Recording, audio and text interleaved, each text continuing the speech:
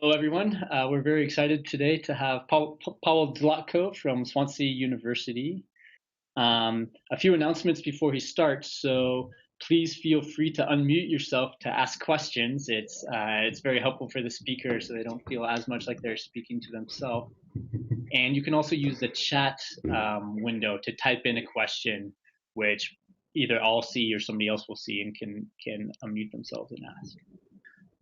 Without any further ado, here's Pawel Dlotko speaking on practical problems, theory and computations, a few simple stories on topology in action. Thanks, Pawel. Thank you very much, Henry. Thanks, everybody, for joining me today. It's a great pleasure to give a talk in this seminar. First of all, let me reinforce what Henry just said. If you have any questions, if you don't hear me well, please let me know. I'll try to fix it as soon as possible. So my name is Pawel Dlotko. I'm a new lecturer in the Swansea University. That's a small city in Wales. And I'm working in applied and computational topology. And today, I'm going to tell you about a few stories in which I was able to use topology to solve some of the problems from outside topology or from outside mathematics in general. Before we get into the spirit of this talk, let me use the standard quote, which is for me a credo of our community. And the credo says that data have shape, shape have meaning, and meaning brings value, meaning brings understanding, meaning may bring money. Probably all of you know who said it. If you do not know, I will just give you a partial answer to this question, and you can Google it later. What is important in this credo is the notion of shape, the idea of shape, which will be coming back over and over again throughout this talk. And this observation, in a sense, is nothing new. We saw this in the history of science, that an abstract notion of shape was a key to some discovery, to a key to some type of description. And there are probably dozens of possible stories which can be told over here. I just picked 3 of them, just to illustrate for you the idea. The first one, well, this is a story which is considered to be the birthplace of the contemporary graph theory. So there's this problem of the Königsberg bridges. And there's a city of Königsberg in the current Russia. There is an island. There are a few bridges from the island to the mainland. And the question is, can you walk around the city, crossing each bridge once, and have a certain walk around the city? And Leonhard Euler was actually the person who solved this problem. He realized that the right shape to look at, in this case, is obtained when contracting the connected component of the cities, namely the regions of the city which you can walk without crossing any bridge, to a point. Once you do so, the bridges will be edges, and the regions of the city will be vertices of a graph. And the question about the Königsberg bridge problem became a question, is there an Euler cycle in this graph?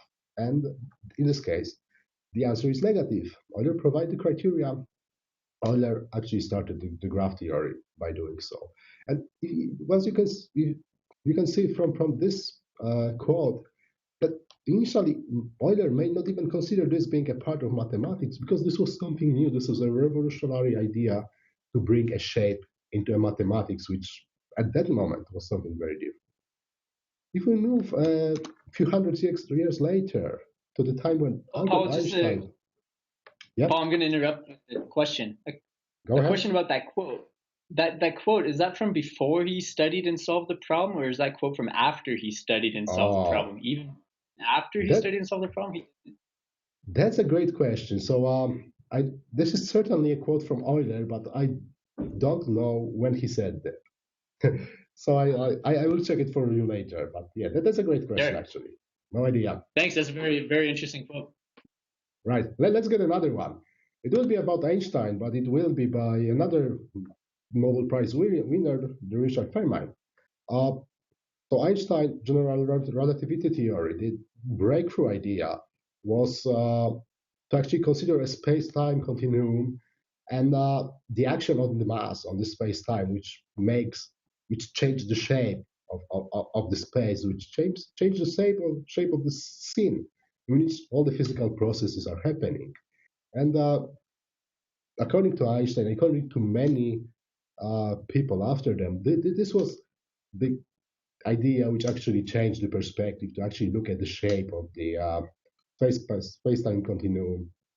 And that's something new which was brought by the general relativity theory. If we step back from physics, move to biology, 50 or 60 years later, Crick and Watson are about to discover the structure of the DNA. As far as I know, their discovery was heavily based on the educational guess they make about the possible double helix-like structure of the molecule. This way, they were able to discover it. But this structure also allowed them to explain the replication mechanism in the DNA itself.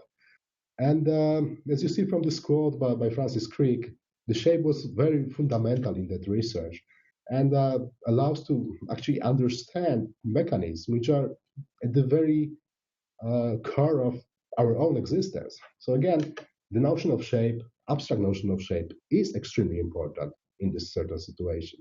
So I guess everybody, even if you are a very, very tough guy, not really working in mathematics, you need to admit that there is some internal charm to geometry. There's some internal charm to topology, which is a less robust version of geometry, which makes it somehow different from the rest of the mathematics. Okay? So about the concept of shape, we need, in order to solve the problems, various characterizations of shapes. They need to be useful. In which sense? Well, the obvious characterization of shape is the shape itself, but typically there's not much we can do with it.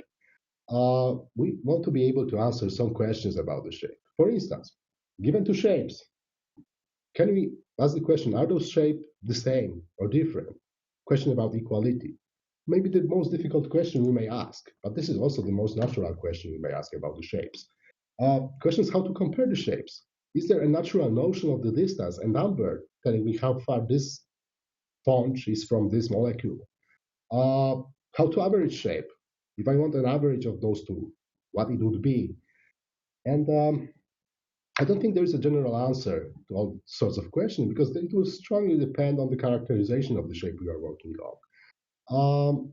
We have some great answers right now, but I feel that the list is by far not complete, and I will be coming back to this idea that we need new shape descriptors, we need new ideas on how to actually capture this abstract nonsense, this abstract notion of the shape.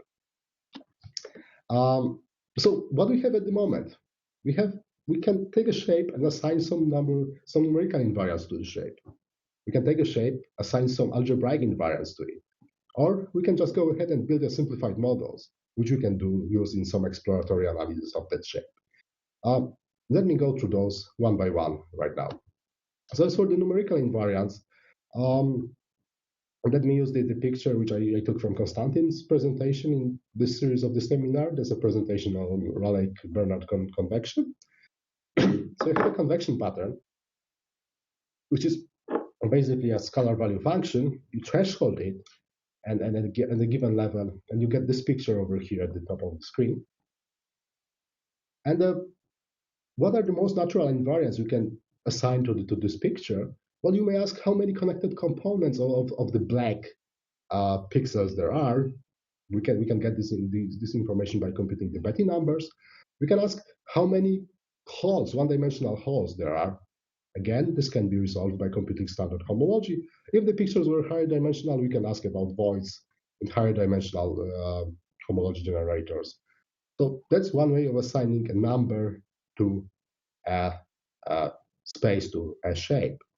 If you don't want to binarize the image, if you don't want to put a threshold, you can just go ahead with a scalar value image and compute the persistent homology of it.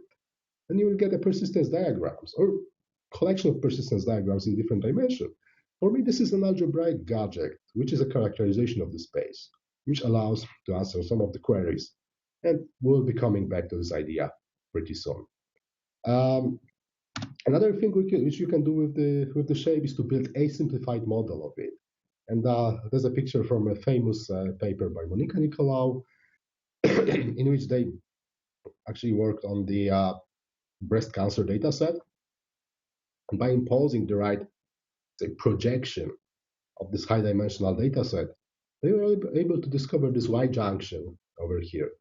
As soon as they color-coded with the survival rate, they discover a new type of the breast cancer with perfectly good 100% survival rate. So this is a mapper plot. That's, in my opinion, one of the nicest results we have in the TDA at the moment. And the mapper allowed to build simplified models for human-based exploratory or data analysis. So that's one of the three main ideas which we have and we are using right now in the TDA. And those shape descriptors, let me highlight it once more. They are used to describe, summarize. We want to be able to compare shapes by comparing shape descriptors, and maybe also to average shapes by averaging the shape descriptors. Quite easy for vectors of Betti numbers. We have an idea how to do this for the persistence diagrams, and there is a great amount of work done by the community right now on how to compare metric graphs, in particular mapper graphs, how to average mapper graphs, and in general, the metric graphs. And hopefully, we'll have some answers to those questions pretty soon. So we have those shape descriptors. So once we are done with the basic introduction, let me jump into the one of the applications areas I would like to talk about, which is the material science. That's one of my favorite ones, because if you look like at the papers in the intersection between topology and material science from the last couple of years, you'll see a lot of nice things happening. There's this beautiful paper by Yasu Hirakawa and the collaborators on the structure of silica glass. There was a huge advantage done by Miro Kramer and the co-authors on the analysis of the granular media. And there's also work I'm part of, which is aiming into building a topology-based descriptors for nanoporous materials.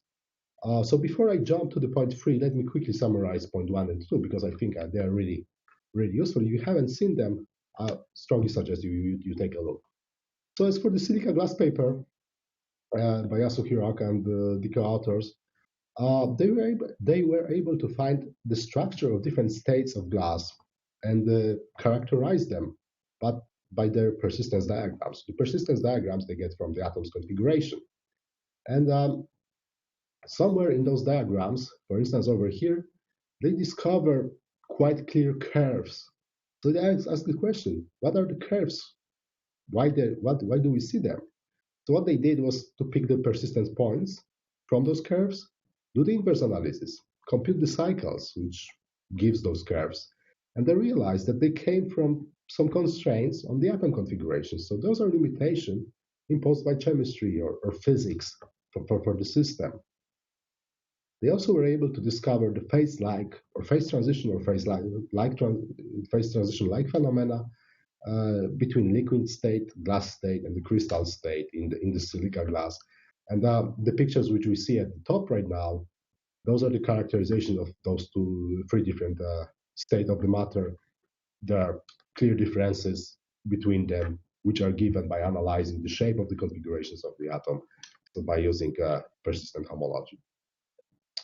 As for quick question, yep. Paul. So in the previous slide in the pictures, so left, middle, and right are plots for liquid, glass, and crystal. Yes, I think so. And that's the most structured one. So that should be crystal. That's the more chaotic one. So that should be the liquid one. And there's this intermediate, which is the glass state. And do you know what dimension homology? So as far as I know, they looked at the dimension 1 over here. Dimension 1. Yeah. You can actually see it from the representatives of the generators right here. I see. Thank you. You're welcome. So let's move to the next one, the granular media. So those are the collections of macroscopic particles, typically round, um, which we encounter in many practical problems. Well, it turns out that they behave differently from liquid, solid, or crystal things, and that there can be some very interesting chain networks happening in those granular media. And there's been a very nice research done by Miro Kramer, Konstantin Mishaikov, and co-authors, in which they use the persistent homology ideas. So they use persistent homology descriptor to analyze the dynamics of those networks. They actually solve the changes in the force networks by looking at the persistence diagrams, crystal clear changes of the force network. On the other hand, we have the paper by Sandafer and the co-authors, in which they look at the tapping experiment with this granular media, and they were able to find the crystallization patterns. So when you tap the granular container with the granular media sufficiently, you finally get the structure crystallize. By doing so, you maximize the usage of the volume by this crystal. And again, they were able to look at directly in this crystallization process, which is dynamic thing, by analyzing the persistence diagrams. So that's another thing. And let me jump right now to the point number 3, which is my joint work with Yonjin, Senya, Mohammed, Katrin, and Berend. And at this point, I would like to thank Senya for making most of the following slides available for me, which make my life much easier. So I will be speaking about the nanoporous materials. The simplest one of the nanoporous materials are zeolites. So they are nanoporous materials, so the size of the pores are of the order of magnitude of the size of atoms. So we are speaking about something very, very small.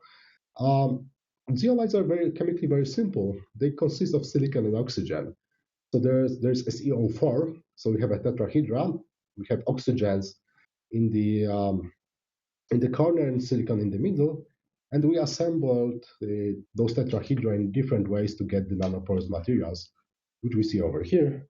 So that's an example of a 3D print of such a nanoporous material, one of them. And now in those pores, typically there is a water over there. And if you heat up such a stone, the water starts to boil. And what you see is a kind of boiling stone. So this was already known to the ancient Greeks, and that's the name zeolite in the Greek means a boiling stone, exactly because of that reasons. And we are all using zeolites every time we are using our washing machine. So they are used to make the water softer in the detergents. And that's the main industrial application. By far, this is not the only one industrial application. So we have zeolites, simple, chemically nanoporous materials. There are a bit more complicated ones, which are called metal organic frameworks or MOFs. For me, they are a generalization of zeolites. But then we have the metal centers and the organic linkers attached to it. And by assembling those together, we can create various pore structures, as we see, for instance, over here in the bottom. As for the numbers, there are about 150 zeolites existing or being synthesized on the planet. And there are databases of millions of potential zeolites that can be synthesized. As for the numbers of metal organic frameworks, well, about 2,000 of them has been already synthesized. And the number of potential materials is even much more impressive than that. And they can be used for various industrial applications. They can be used for CO2 capture. They can be used for methane storage, separation of noble gases, for instance, xenon from krypton. They can be used to separate natural gas from CO2, and many, many more applications. And once you are working with that type of problem, the obvious question is, okay, I have my problem, say CO2 capture, and I have this vast database of materials. Can I find the best material for the CO2 capture? And that's a very good question. So how can it be solved? Well, we can go ahead to the lab and try to synthesize. Of course, synthesizing millions of materials is out of the question, Just to give you a perspective, synthesizing one material for a reasonable lab, it takes about 1 month of time. So that's definitely out of the question, and that's something very, very expensive. So maybe numerical simulations. Well, yes, there is a way to predict the performing properties of materials, but again, this is something that's a Monte Carlo simulation, which is very, very costly. So we are speaking about days per material on a reasonable size cluster. So once you multiply it by millions of materials, again, the problem become computationally intractable by many ways. So how to answer the questions? How to find the best material for my task? Well, this is where the topology comes into rescue. It turns out that materials of similar shapes, they do have similar properties. So if I have a very good material and a similar material, it's quite likely that the other one will also be very good. If my material is bad, similar material with respect to the pore shape is very likely to be bad as well. And this is the idea which we have explored over here. So we start by characterizing a geometry of nanoporous materials by using persistent homology to find best performing materials, compare materials, and also cluster materials by shapes to apply different optimization strategies. And we will come back to this to make it more clear in a few slides. So first of all, how do we assign a persistent homology to a material like this? Well, there are standard techniques in material science to sample a pore structure. So we get a collection of points, we get a point cloud sampled from the pore structure. And that's what already makes us in the TDA happy, because we can use Gatoris, we can use alpha complex filtration. Typically, we are computing them with the periodic boundary conditions. Then we compute 0, 1, and 2-dimensional persistent homologies. We get descriptor in form of 3 persistence diagrams per shape, which, which we can use. Column we have the persistence diagrams. And then we started to test if this idea really makes sense. So we started with 150 existing zeolites. We picked 2 of them, those guys over here, SSF and EWV. And we found the closest one using the persistent homology metric. In this case, we used the second landscape metric, so L2 landscape metric. And what is the CompD? Well, this is a conventional descriptor metric. Of course, before we came into material scientists with the TDA, they already had tried very hard to have some convenient metric for them. And based on the shape, they produced a few characteristics.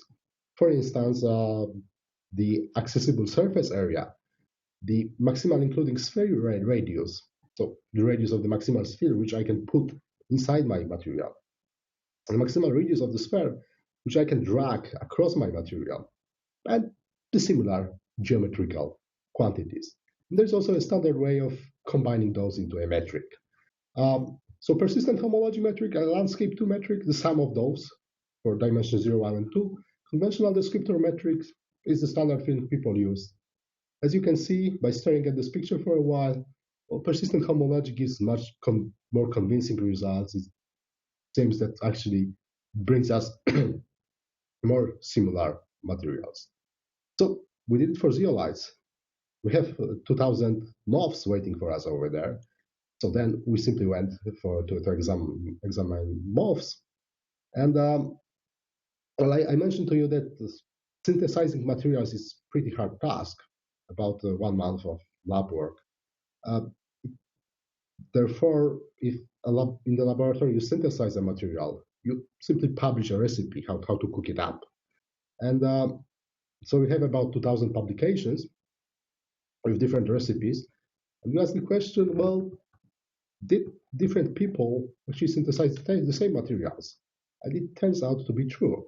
So by using the persistent homology, we were able to find the cases when different groups, without knowing about it, they actually put a lot of effort into synthesizing the material, which was already synthesized, because simply they didn't have a tool to tell them, well, this material is already done. And yeah, so right now they already have this tool available for them, but it happened that simply labs were doing the same work simply because it was physically impossible to check 2,000 materials for them before starting to synthesize them. And well, the most important question we want to ask is, what is the best material for my application? So what is the best material out of this vast database of potential materials for the CO2 capture? And the topology can also bring the answer to this question much closer. So let me describe you the experiment which we did over here. We started from the collection of zeolites. As far as I remember, about 60,000 zeolites, for which the performing properties was simply computed by the brute force. So we knew what are the performing properties of those zeolites. And the performing property which we are looking at over here is the methane storage. So the higher the number, the more methane can the material store, the better the material is. Materials on the right-hand side from this green dotted line are considered to be practically useful. So we want to have a tool to find the best materials over there. What we did, well, we start from 60,000 materials. We pick 500 of them by using max-min procedure. What's a max-min procedure? Well, we pick the first material at random. Then we pick the second material by considering the material which is farthest away from the first one.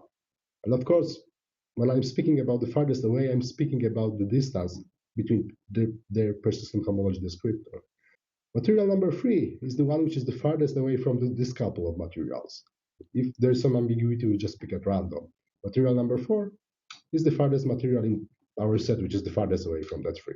This way, we get something like an epsilon net in the space of materials. And then imagine that we computed the performing properties for this epsilon net. Of course, what we did was simply read it off from the database. And for the further selection, we pick only those materials which had the good performing properties. And then we look at something which I may call the Voronoi diagrams of those materials, namely all the materials from the big set, for which the good performing materials from my subset of 500 materials is the closest one. This is basically a definition of the Voronoi set. And I use those materials in the next iteration of finding a good material. So what do we have in the picture? That's the performing property, normalized frequency. That's the frequency of material in the initial database of this 60,000 materials. And we reduce it by far to a few thousand materials. And that's the histograms of this new population of materials. So as you see, we get many more materials which are very good. We also get many more materials which are considered to be practically useful. So by using persistent homology, we were able to cut off all the useless materials over there, and we find a small collection of materials which contains really the top one, including all the best ones, because a priori we knew were the best ones, and we are able to capture them all by looking at the shape of the pores. Paul, a question there. Yes. So back on this slide, yeah, right here. Question. So you're using persistent homology to measure the distance between materials, right? That's right. So I would suspect if you could do the same Voronoi sequential max-min procedure with the conventional distance, and you'd probably get worse materials than the persistent homology, than the materials found by persistent homology. Have you guys tried that? Yeah, that's a great question. We did not, but yeah, that would be a killing up actually for that. Yeah, but we did not try it. So the only point where we tried the conventional descriptor was over here, and then we gave up. Right. And then another question. So yes. I really like your example where you go through the literature and you find 2 research groups who have synthesized the same material. So a question about that. So when these groups will synthesize a material, they post it somehow to some sort of database. How do they store the MOF in the database? Is it atom center locations and into the atoms? That's a configuration file. So basically, you have XYZ coordinates, type of the atom, and I think you also quite typically have the information about the bindings between atoms. So which there's a binding between that atom and that atom, and this I information is see. also stored. I see. Very cool. Thanks. Okay. Um, so let's move to this slide. So once we initially started to work on this project, there was a big question: what is the ideal shape of a pore which maximize the performance? And it turns out this question didn't make sense because there are 6 different geometries which maximize them.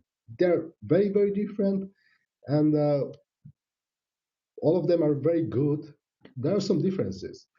For instance, what we have over here is the mapper plot with those 6 different geometrical groups, and we color coded by so-called heat of absorption. Heat of absorption is the optimal temperature in which the material works the best. So if you want to use 100% of the capacity of the material, you need to go to this heat of absorption. And for different geometries, well, within one group, one geometrical group, the heat of absorption is basically the same, but it varies from different geometrical types. So we know that there are different types of the materials as for the geometry. Yeah, I mentioned about And in that figure, oh, question. Yeah. In that figure, you're coloring based on this heat absorption, but do you remember what the filtering function was? Was it density or eccentricity? This was so this was the neighboring function.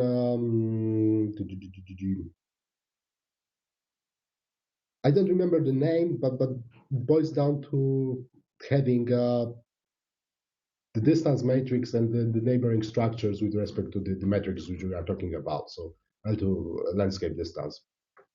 I see, but sort of the number of neighbors within a certain ball, some Yes. estimate of density. So Yeah. something like this, right? Yeah. Thanks. Okay. So what were the computational difficulties? Probably the first one is still not extensively, not really answered to the very end. So once I have a molecule, what is the good characteristic? Reeves or alpha complex of the atom centers, persistent homology of energy levels. Maybe I should start from the atom centers. Van der Waals ready. We are experimenting with this at the moment. We hope to be able to give you an answer soon. And even more interesting question. I can compute million persistence diagrams with a moderate effort. How to compute million by million distance matrix? Well, the only reason why we use the max-min algorithm is because we really cannot compute million by million distance matrix. So this was really a challenge for this post-processing of persistent homology, which we are doing over here. And where we are going, well, shape is important, but chemical properties, especially for MOFs, they are also important. We want to use bulk of feature approach when you put information about the shape, information about the metal, and try to get a better prediction. We want to design new materials by using topology, optimized topology of the pore shapes. And we want to bring TDA into material science community by basically implementing those methods into AIDA, which is something which they are using in their research. And there's also this materialscloud.org online platform when you can upload your data and ask different questions. Okay. So let me change gears right now. If there are no questions, I will move to the persistent descriptors of dynamical system. Before I actually start about talking about my work, let me tell you the general story, what I'm going to talk about. So imagine we are solving some differential equations. We are looking at some dynamics, which is very complicated, maybe a trajectory on an attractor of some dynamical system, high dimensional, infinite dimensional attractor, chaotic, if not worse, and we want to understand it. So what people are doing? People are typically, for a point, for a solution in a given time point, they're computing some real value characteristics. Let me give you an example. In the turbulence flow, there is this Reynolds number, which roughly tells you how turbulent your flow may be. That's a one number. It's a projection from this whole simulation, extremely complicated Navier-Stokes PD into one number. I don't think I need to convince you that that's a huge waste of information. What we can bring to those communities is the ability to project into the space of persistence diagrams. That's a very high dimensional space, finite, but very high dimensional space. The projection is stable, and we are much more likely to not to lose as many information when doing this projection compared to doing the projection to the just real life. And I will be telling you the story about this right now. So this will be a work on spinodal decomposition in alloys. This is the joint work with Tom Banner from George Mason. So what is the spinodal decomposition in alloys? Well, we have an alloy, a binary alloy, an alloy consisting of two components. And normally, once you get it, it is a perfect mixture, or almost a perfect mixture of those two atoms. So locally, if you look at any point, local density of atom A and atom B should be the same everywhere. And now you take such an alloy, you heat it up and cool it down rapidly, and you repeat this process many, many times. And then what happens is the spinodal decomposition in alloys. You get a clustering. So if you look at the pictures, the black regions means that there is much higher concentration of the atoms of the first type. White region means much higher concentration of the atom of the second type. What is even more interesting is, depending on the initial proportion of masses of the components of the alloy, we get different patterns. So for 50-50, we get the snake-like pattern. For 25-75, we get this drop-like behavior. For 60-40, we get something in between. And there's a PD, there's a Canahira-Cook equation that describes this. This is a stochastic PD. And the question we asked was, well, can we get the information about the patterns, about the parameters of the equation just by looking at the patterns we get from those equations? So how we do this? Remember about the picture I showed you. So we run the simulation of the equation. We pick a solution and different time steps. Every solution was a scalar value function. So we were able to compute persistent homology of this scalar value function. And the whole solution is described by a vector of persistent homologies. And this is the descriptor I will be using from now on in this. And what we realize is, well, we have this dynamical system, complicated, stochastic. We compute the solution at every time step. We can compute persistent homology of the solution. And from this, by using very simple nearest neighbor classifier, we are able to get the proportion of masses. So actually, to be precise, what we did was we solved 50 different classes of equations, starting from the proportion of mass 50-50, then going to 49-51, 48-52, and so on the way down. And for each of them, we generate many cases. For each of the case, we took like 10 or 20% of the solutions as a training set, and we compute an average persistent landscape of those training set. And then we use a simple classification, namely a solution was classified to the closest average one and was decorated with the proportion of mass of the closest average. We get a classifier, something extremely trivial, which get 100% of accuracy, despite of the fact that the differences of the masses which we have considered were very subtle. And once you get the proportion of mass right, then you can pick out one of the solutions and ask me the question, in which time this solution was taken? And again, this question can be perfectly answered by using the persistent homology. We didn't get 100% accuracy in this case, but we were very, very good already in answering this question. As for the computational difficulties, well, there were a few. First of all, the question is how to compute persistent homology of a continuous function. We can do discretization. We can use some of the reverse techniques, which gives us an estimate of an error. And I will not be going to the details, but it triggered out the development of some of the algorithms. Also, this was one of the motivating questions when I was developing the persistent landscape toolbox, how to actually average persistence diagrams. And thanks to this type of motivations, we are able to do this right now. What is next? So where we are going? Actually, I think that's a very cool story because those patterns, people can get them experimentally. And the first thing I want to do, I already have the data, is to try to validate Kanahira-Cook model. If what is happening is in nature is actually what we see from the PDEs. If it is, then we have a tool to analyze real samples. We have a theory which we know that work, and we have topology in between which merges those together and allows to make predictions about something, about some pieces of equipment. Yeah, so I'm very much looking forward to have time to continue working on this thing. Okay, if there are any questions, I'm happy to answer them now. Otherwise, I'll change the gear for the last time during this talk. Okay, so let me change the gear. Let me move to biological application this time. That's my joint work with Michael, Max, Martina, Kate, Rodrigo, Giuseppe, Rand, Catherine, and Henry Markram. And this is the work in the Blue Brain project. What is the Blue Brain project? Well, that's a very ambitious idea of building a digital reconstruction of a part of a brain, and finally a brain of a rat, and hopefully at some point a human, in a computer. And they invest a huge amount of neuroscientific knowledge, as well as a huge amount of lab time in order to provide the digital reconstruction of so-called neocortical column, which is the basic functional unit of a rat's brain.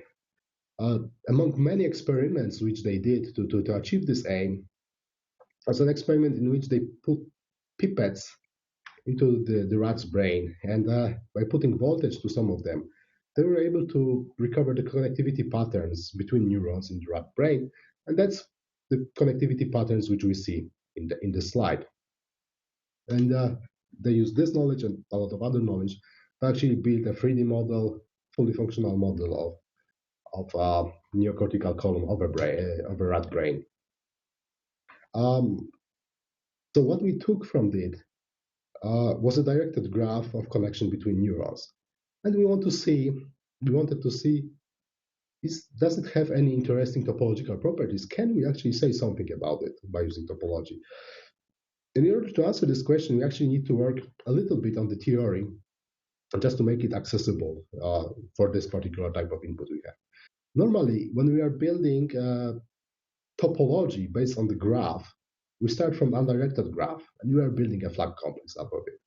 Well, over here we do have a directed graph, and direction is very important. It's important to which neuron is presynaptic and which neuron is postsynaptic, and we want somehow to have it reflected in the complex we are building.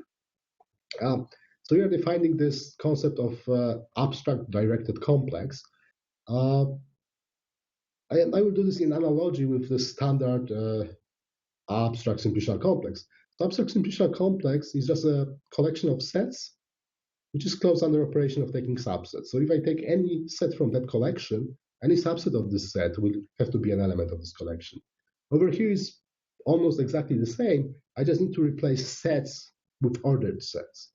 So abstract directed simplicial complex is a collection of sequences or ordered sets, such that for every ordered set, every subset of this ordered set is an element of the collection. So let's have a look at the example over here. Here we have a collection of ordered set built on 1, 2, and 3.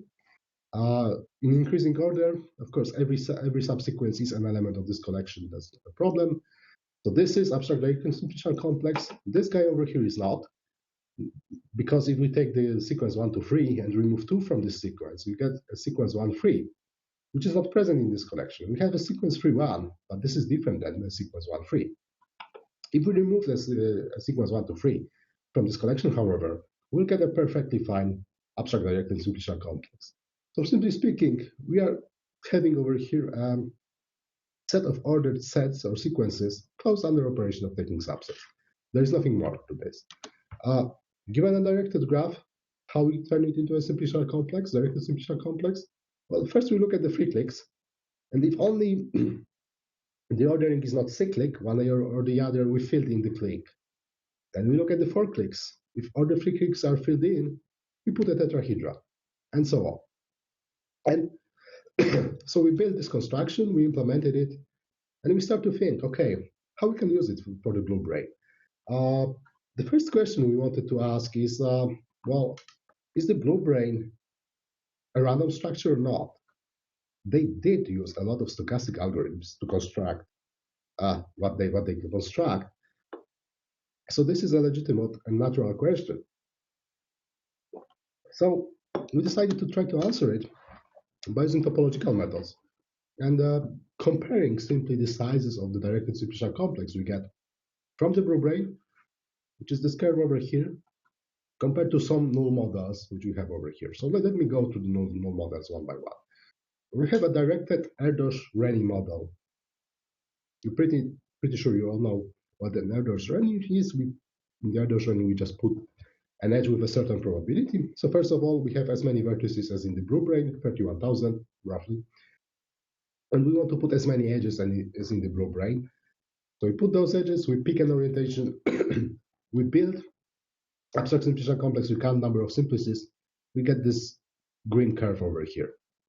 Note that this is a logarithmic scale. Then there's the Peters rule. What's the Peters rule? Remember that in the blue brain, they actually have a three-dimensional reconstruction of position of neurons with all the details. Peters rule says that there's a connection between two neurons if only the synapses are close together enough, and there is a certain number given. So what we did was we get back to the reconstruction. We put all the connections which should be there according to the Peters rule. We prune them out because we got quite a lot of connections. We prune them out to the number of the connections in the blue brain project. We compute the number of simplices. We get the red curve over here. And there are also different types of neurons. They have different morphological types. And also the microcircuit is divided into 6 different layers, both for the connections between different n types and both for the connections between different layers. There is a certain amount of the connections we predict there should be. So we took our initial data, we keep either the number of connections between different n types or the number of connections between different layers constant, but scramble the connections. And we get those 2 different curves. So there are shady regions around. They are all, we did it many times, we compute the averages, and quite consistently, we always get number of directed simplices for the blue brain being much higher compared to all the null models which we have over here. So what is the conclusion? Well, whatever they use to produce the microcircuit, it creates much high-dimensional simplices than all the null models we have. Even more is true. If you look at the Betty numbers of those complexes, in the blue brain project reconstruction, we get considerable Betty numbers all the way up to as high dimension as there can be. So if the complex is 6-dimensional, we have 5-dimensional Betty numbers, a considerable number of them. As for the random models, Betty numbers are dying pretty soon. And well, I don't have any good explanation why is that, but I find it's interesting and hopefully it has some functional meaning, the shape of the connections. We simply don't understand it yet. But there is a simpler message which actually can be thought from this. So you remember the example of the general activity when the structure of the space-time model the physics. It may be very much like this in this situation. So the neuroscientists used to say that if the neurons are wired together, they're fired together. And the neurons which are sitting together in a high-dimensional simplex, they are definitely wired together. So we looked at all the neurons which are sitting in high-dimensional simplices, and we realized that their firing is very much correlated. So neurons which are element of 5-6-dimensional simplex, they work as a unit instead of just a collection of individuals. That's actually bring a hypothesis that maybe we should be looking at the neurons which are grouped into simplices instead of the neurons separately. And one good reason, at least for a person who don't know much about neuroscience like me, is because, well, I was not aware about this when I started working in this project. The reliability, it's quite unreliable network the neural network. So if you have two neurons, presynaptic and postsynaptic neuron, the presynaptic neuron fire, the probability that the postsynaptic neuron will fire as a consequence is very low. It's below 10%. Despite of it, well, I think we all can claim that our brains work in a reasonable, stable way. The question is why we get the stable response, despite of the fact that just the network in our brains cannot be considered very reliable.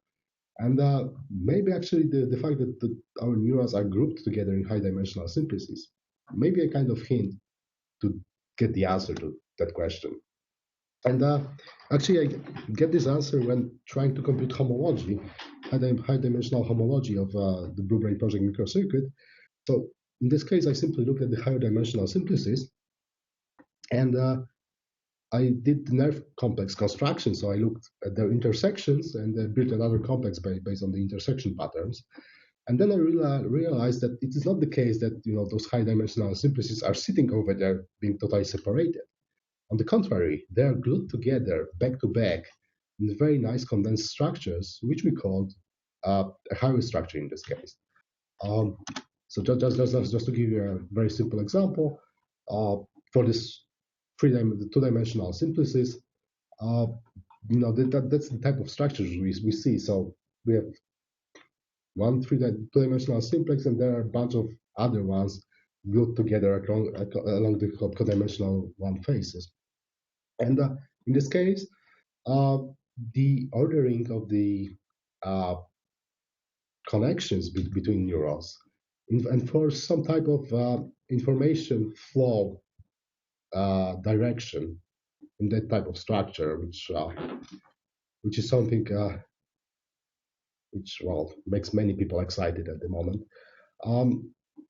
Let me explain maybe this highway architecture by comparing it to a standard feed-forward architecture, which we know or we may know from the machine learning artificial neural network.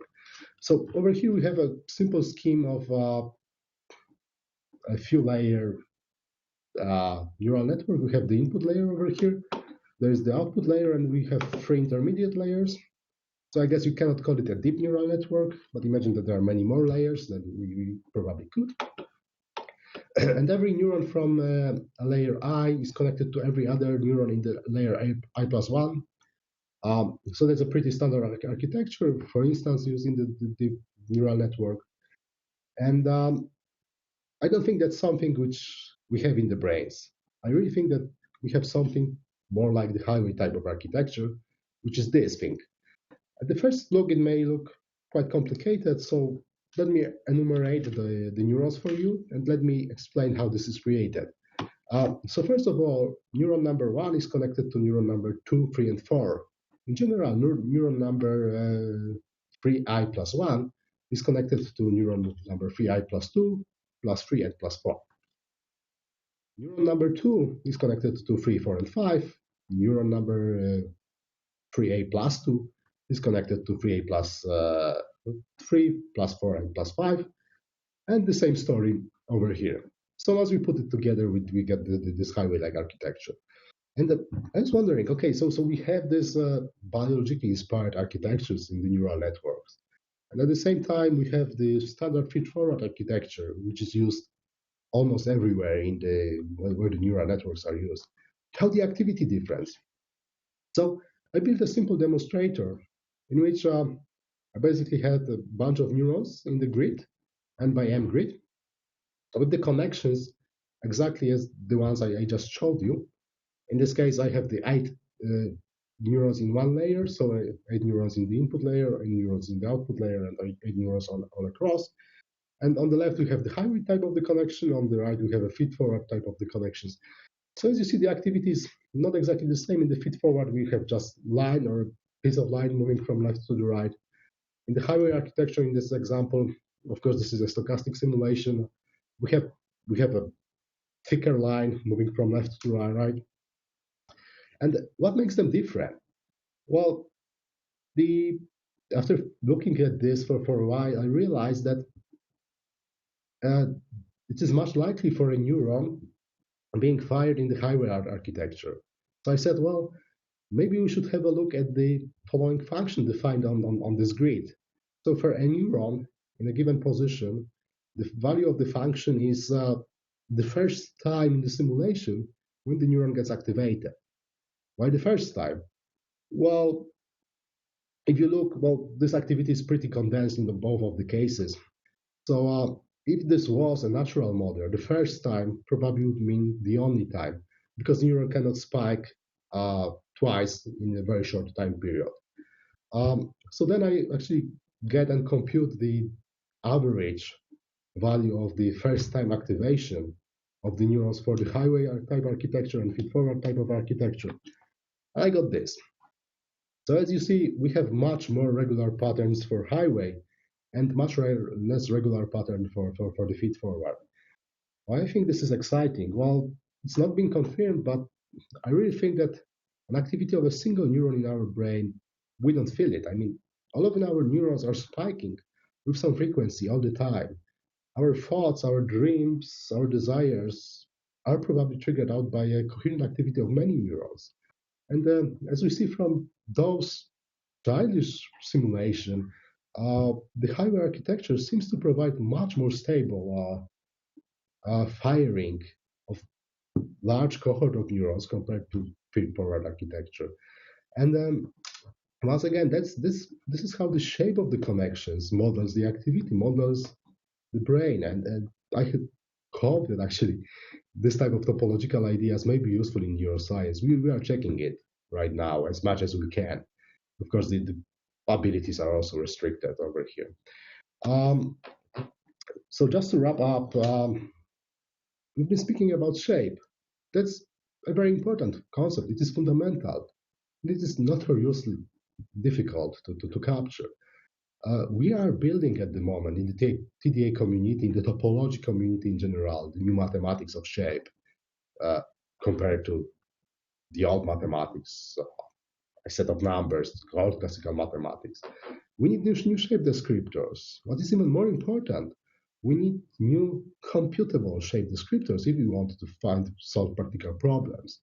Because for those, it is quite unlikely that we will be able to solve them by using paper and pencil. We need algorithms. We need to be able to compute them. And maybe before I finish, well, I mentioned to you various applications in which I used various algorithms to solve them. You may ask the question, well, I have a similar problem. Where can I look for the solutions? And there are, I think, dozens at the moment, computational libraries in topological data analysis. I want to mention one I'm co-developing. This is the Goodia library. It's a younger brother or sister of the Siegel library, the famous library in computational geometry, which developed mostly by INRIA, but also in Swansea and a few other places. We have a growing collection of algorithms and data structure. What is more important, we have the long-term support by INRIA and also by other institutions, like, for instance, the Swansea University. And we already have quite a considerable numbers of algorithms, and this will be growing, this will be maintained, this will be documented. So if you need a software solution, I suggest you just consider it. Click on the link, have a look what's available. I will be happy to give you more details on that. And just to finish, it was a great pleasure for me to join you today, and I'm sending my best greetings from Swansea, which is in the very beautiful corner of Wales in the UK. So if you happen to be around, please drop me a line. If you'd like to talk about science, definitely, please drop me a line. Thank you very much for your attention. Let me speak on behalf of the entire audience to say thank you, Pawel. And do we have any questions? Do we have any questions for the speaker? I have a question. Yes, go ahead. Go ahead. But it's more for the, maybe I can just also put the video on if you can see me. Okay. Hi. Hello. It's more from the second part, so the spinodal decomposition in alloyed. I wanted just to ask you actually if, I didn't get properly well this, so the application of this part. So where this picture come from? Oh, so this is a picture which came from just a numerical simulation. Okay. We are not yet on the application level. Okay. So this spinodal decomposition was, well, a lot of research was done basically by the Department of Energy, and they looked at the cooling system of, I think, nuclear power stations, and they want to see, well, how long the material may last before, the spinodal decomposition is so advanced, the clustering is so advanced that mechanical property of the material is not good anymore. So we are not there yet, but we are moving towards this. Okay, now just because it really looked like the pattern of the skin of fish, and I know that, I mean, they are actually trying to figure it out how this pattern, I mean, where this pattern come from, and I was just imagining that it was actually the same simulation, but it's not. It's interesting. Well, no, that's a stochastic PDE. Okay. I would be surprised if that's the same pattern, but, well, as I mentioned, shape is everywhere. Please suggest them to have a look at topology. Well, no, the point is that it was a long time ago, so I do not remember actually the reference, but I know that some people from zoology or whatever, they are trying to figure it out how in the development of embryon or whatever, this fish can arrive at this shape, at this pattern on the skin that is perfect to disappear in the sea. I mean, to not be noticed. And they have no idea how the skin just just come out with this shape, and it's similar. So I was surprised. I see. Well, it sounds more like the genomic problem instead of a material science problem. Yeah, but that's true. certainly That's interesting. true. But it was just similar. I was just surprised. Yep. We see very similar patterns in many different places, and that's what actually makes the topological ideas interesting, I think. That's true. That's true. Okay. Yeah, that was. Okay, thanks, Barbara. You're welcome. I'm gonna unmute myself again. No, I have to say bye. Thank you again, but I really need to have dinner. Oh, enjoy your dinner. No, it's 8 here, but yeah, I didn't manage to have before. So thank you again. Thank you. See you. See you soon. Other questions?